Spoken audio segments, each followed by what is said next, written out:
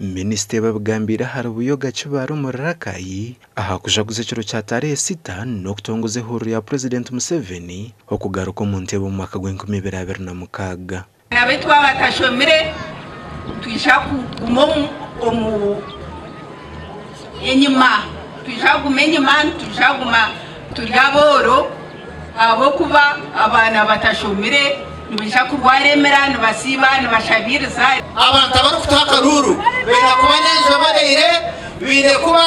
nebyo kurya biri kumara bine kuba nesete eziri kumara kureba ngo baherera abana babo bine kuba nesete eziri kumara ekyo mu kisanja kinonga NRM ketwagala okukolera abantu beno tibarabe ku korasi beitu babatura bashabire government okubahereza amizi amashanyarazi hamwe no kubakorera enguuto yakuba muneba naffe kubanga ffe bwe tunalonda ffe kabe ekyalo kimu obuwagizi bujja kutoniwa semutanulu